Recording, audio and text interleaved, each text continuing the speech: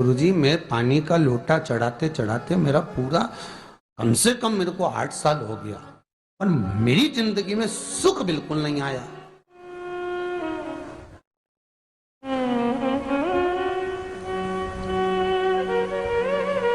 हमने कहा तूने कैसे चढ़ाया, वो भी तो सुने। तो क्या कैसे, क्या स्नान करा और मंदिर जाके लोटा चढ़ाया पानी का।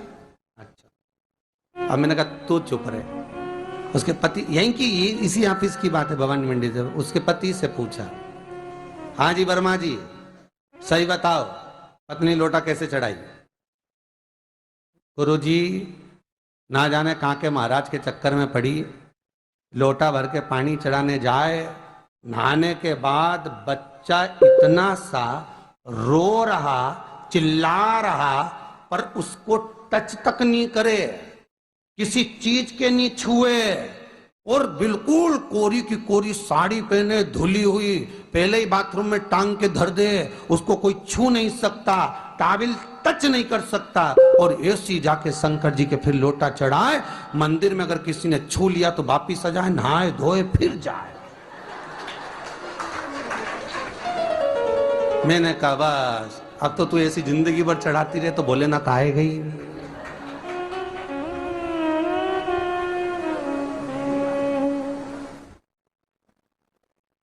सत्य बोलो रे मिलेगा। कई लोगों ने पूछा शंकर को रिझाने के लिए कौन से कलर के कपड़े पहने कि शिव राजी हो जाए। शंकर को पाने के लिए कपड़ा बदलने की जरूरत नहीं होती, शंकर को पाने के लिए कलेजा बदलने की जरूरत होती है, शंकर मिल जाता है। कपड़े से शिव कभी नहीं मिला साहब। आप कौन से कलर के कपड़े पहन रहे हो, ये शिव प्राप्त नहीं करोगे हो। सफेद पहन लिए, लाल पहन लिए, केसर के पहन लिया, उससे शंकर नहीं मिल रहा हो। बहुत सारी रुद्राक्ष की माला धारण कर ली, हाथ में भी खूब सारा रुद्राक्ष पहन लिया, यहाँ पर भी पहन लिया, कान में भी रुद्राक्ष धारण कर लिया, जटा पे भी रुद्राक्ष लगा लिया, उससे शिव नहीं मिलने वाला हो।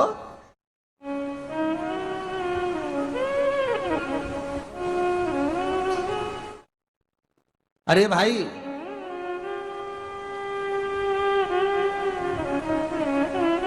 किसके पास में जा रहे हो आप जल चढ़ाने के लिए? जम के बोलिए जरा। शंकर जी के पास। शंकर जी कौन है? तुम्हारे कौन से मतलब नहीं है। भगवान को तो केवल इतना मतलब है कि आप मन कैसा लेकर आए हो। ये तन साफ करने से, स्नान करने से, खूब रगड़ रगड़ के नहाने से, लक्स पेयर से, खूब घिस घिस के नालों ने, क्रीम ने, पाउडर, डेंटिंग पेंटिंग करके फिर भगवान के पास जाओ और बढ़िया 2-4 घंटे तक फैशन करके भगवान को रिझाओ, भगवान रिझेगा? अरे गर्ग संहिता में लिखा है कि शंकर को एक बार प्रणाम करने का फल क्या है कि 10 अश्वमेध यज्ञ के स्नान का जो फल होता है वो मात्र शंकर को प्रणाम करने से मिल जाता है। कितना? 10 अश्वमेध यज्ञ के स्नान का जो फल है शंकर को मात्र प्रणाम करने से मिल जाता है। पर गर्ग संहिता कहती है कि 10 अश्वमेध यज्ञ के स्नान के बाद भी मनुष्य का जन्म वापिस मिल सकता है। मतलब वापिस तुम्हारा जन्म हो सकता है, किसी भी रूप में हो जन्म हो सकता है। पर शिव पुराण कहती है, गर्ग संहिता कहती है, स्कंद पुराण कहती है, नर्मदा पुराण कहती है कि महाराज इतना जरूर है कि शिव को प्रणाम करने का फल उतना है कि 10 अश्वमेध यज्ञ के स्नान का फल मिल जाता है। पर गर्ग संहिता कहती है कि शंकर के चरणों में अगर प्रणाम कर लिया तो ये पक्का है कि अश्वमेध यज्ञ का फल भले कट जाए पर शंकर के प्रणाम का फल नहीं कटता, उसका वापिस जन्म नहीं होता और वो शिव का हो जाता, वो शंकर का हो गया, फिर उसका जन्म नहीं है महाराज।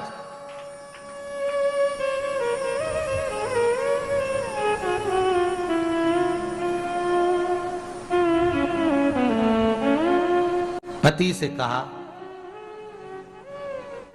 हाथ धो, स्नान कर लो जल्दी से, फिर अपन को चलना है मंदिर। पति बोला नहा लिया एक बार तो दूसरी बार फिर से नहा लो।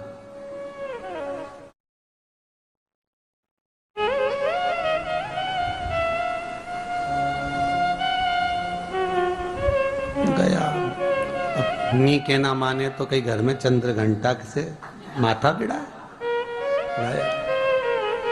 स्नान करा फिर आया। चल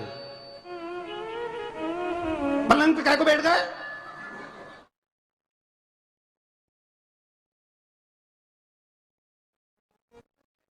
पलंगी तो है।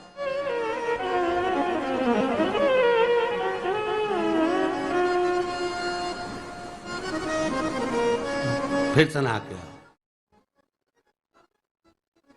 अब ये फिर नहावाने भेज दिया। होता एक सास बेचारी मायके जाना था, मौसी की यहाँ शादी थी। अब उसने बहू से कहा बेटा मेरे को जाना है, अपने घर में छोटे से लड्डू गोपाल उनकी सेवा है, तू एक काम कर कि तू सेवा कर लेगी क्या? हाँ मम्मी, उसमें क्या है, करना क्या है तुम बताओ। बस सुबह से 3 बार ताली बजाना, भगवान को उठाना, पात्र में रख के नहलाना, उनको पोंछना, कपड़े पहना देना, इत्र लगा देना, चंदन लगा देना, मुकुट लगा देना, सुंदर अलकावली सब पहनाने के बाद में भगवान को दर्पण दिखाना। जब भगवान को कांच दिखाए, दर्पण दिखाए, भगवान मुस्कुरा दे, तब भगवान को भोग लगा देना। हाँ मम्मी इतना तो मैं करूंगी, और बाद में भगवान को वापिस सुला देना। हाँ इतना सा कर लूंगी। सास बिचारी कह के चली गई। अब बहू सुबह से उठ के 3 बार ताली बजाई, भगवान को उठाया, बिठाया, नहवाया, तैयार कर दिया।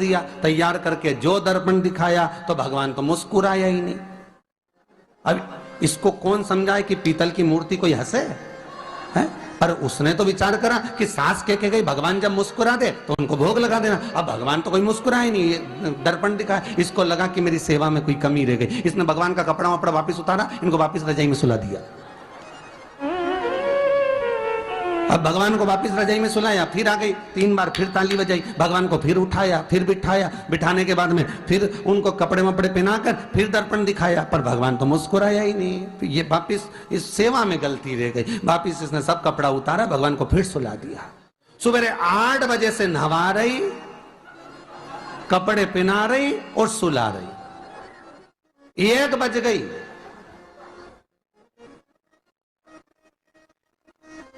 कुछ गलती रह गई होगी अपने सास के गई।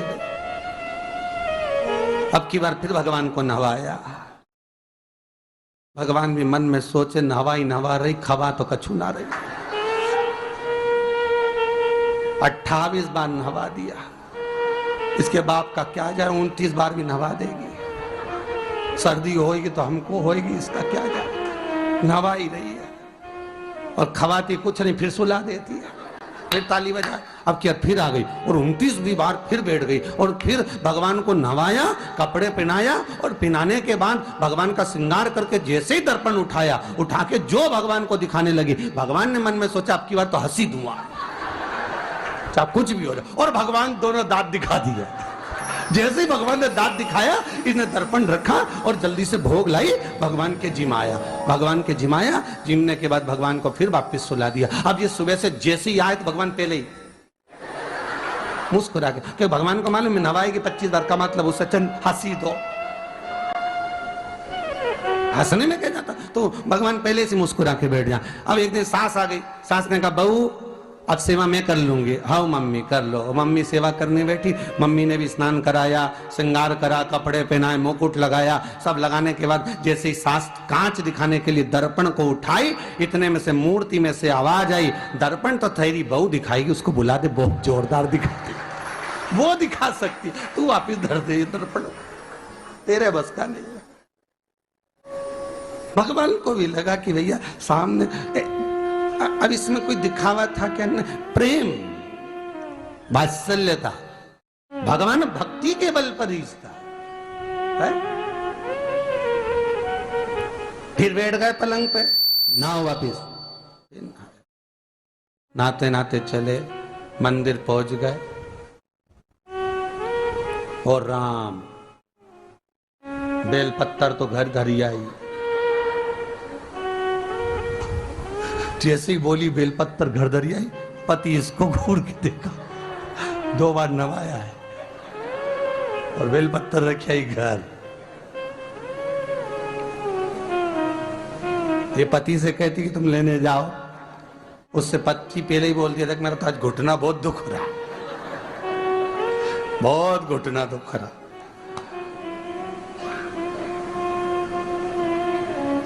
ठीक है, तुम बैठो, मैं आई अभी घर से। अब घर जाते जाते मालूम पड़े फिर कहीं का कोई छुआ गया तो नहाने बैठ गई। फिर आई, इसकी जो पूजन की थाली रखी थी, कोई भगत आया बेचारा, उसने सोचा मंदिर की थाली है, सब चढ़ा चुड़ू के चले गए सब। पति से बोली तुमने अकेले ही पूजन कर ली, मैं तो करा ही नहीं। ये नंदी जहां बैठा उसके पास में बैठा, मैंने हाथ नहीं लगाया। तो ये सामान कौन चढ़ाया? इनकी आई थी, सब चढ़ाया। तो कि शर्म नहीं आई? बेलपत्तर तो था ही नहीं। तो क्या सियोर वाला महाराज की कथा सुनी थी, शंकर जी पे से उठा लिया, धो के चढ़ा के वो गई, वो चली गई। शिव ये नहीं कह रहा कि तुम वस्तुएं बटोर कर लाओ। शंकर कहता है तुम्हारे पास में मिल जाए तो समर्पित कर दो, नहीं मिले धोया, वापिस शिव को चढ़ा दिया, वापिस शंकर को समर्पित कर दिया। शिव स्वीकार करेंगे। 1 महीने तक भी एक बेलपत्र को धोकर शंकर को रोज चढ़ाते रहो तो भी शंकर स्वीकार करेंगे। उसमें भगवान ये नहीं सोचेंगे कि निर्माल्य है, स्वीकार करेंगे।